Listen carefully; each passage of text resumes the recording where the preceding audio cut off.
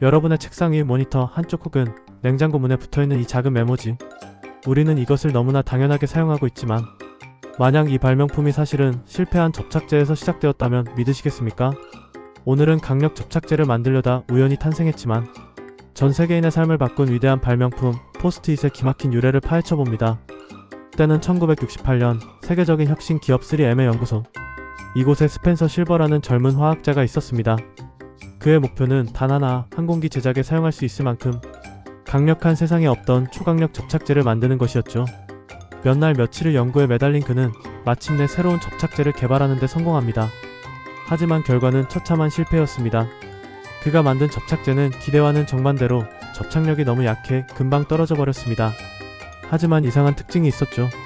끈적이는 잔여물을 전혀 남기지 않았고 여러 번 붙였다 떼어도 접착력이 사라지지 않는 당시로서는 이해할 수 없는 성질을 가진 물질이었습니다.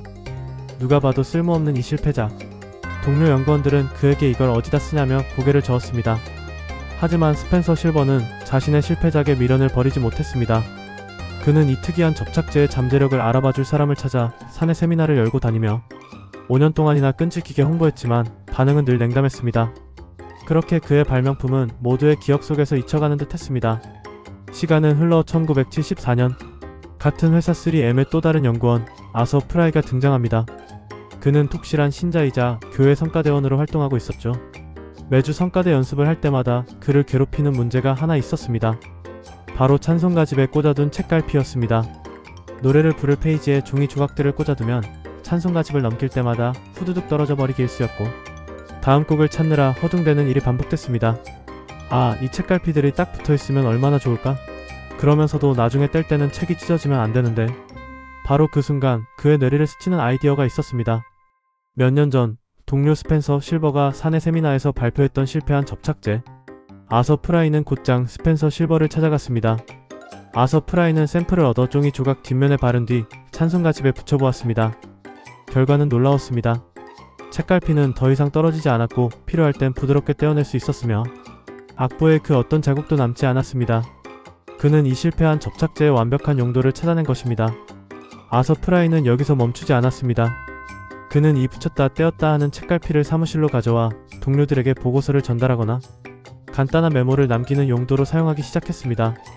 그의 책상 주변은 곧 노란 메모지들로 뒤덮였고 이를 본 동료들은 너도 나도 그 신기한 메모지를 써보고 싶어 했죠. 그는 이 발명품의 엄청난 잠재력을 확신하고 회사에 정식으로 제품화를 제안했습니다. 하지만 회사의 반응은 회의적이었습니다. 마케팅 부서는 누가 돈 주고 이런 메모지를 사겠냐며 시장성이 없다고 판단했습니다.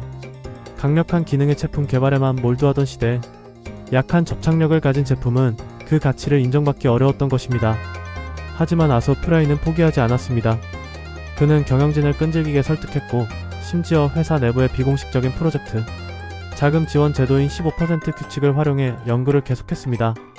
이 규칙은 연구원들이 근무 시간의 15%를 자신이 원하는 창의적인 연구에 자유롭게 쓸 수 있도록 허용하는 3M의 독특한 문화였습니다.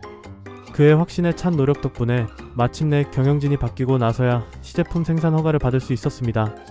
1977년 프레스 엠필이라는 이름으로 4개 도시에서 테스트 판매가 시작되었지만 결과는 또다시 참담한 실패였습니다. 소비자들은 생전 처음 보는 이 메모지를 어떻게 사용해야 할지조차 몰랐기 때문입니다. 모든 것이 수포로 돌아갈 위기의 순간 아서 프라이와 마케팅팀은 역발상의 아이디어를 냅니다. 바로 보이시 기습 작전입니다.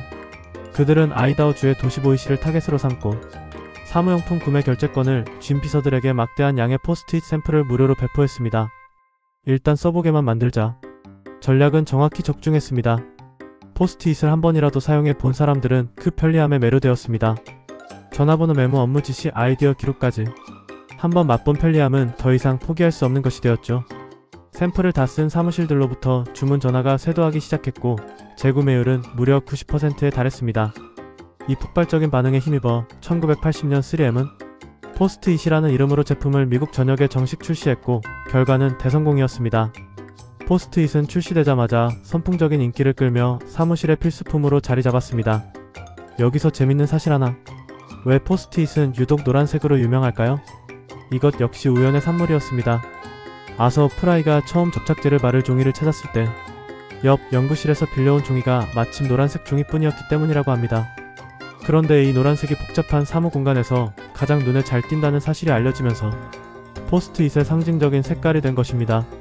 항공기용 초강력 접착제를 만들려던 한 연구원의 실패, 그리고 그 실패한 발명품을 5년간 포기하지 않았던 끈기, 찬송가집 책갈피에서 영감을 얻은 동료의 번뜩이는 관찰력, 그리고 제품의 가치를 믿고 밀어붙인 확신, 이 모든 것이 어우러져 포스트잇이라는 위대한 발명품이 탄생했습니다. 위대한 혁신은 거창한 목표가 아닌 우리 주변의 작은 불편함을 해결하려는 노력에서 시작된다는 것. 포스트잇의 이야기는 우리에게 이 단순하지만 강력한 진리를 다시 한번 일깨워줍니다. 생각은 댓글, 관심은 좋아요와 구독으로 부탁드려요.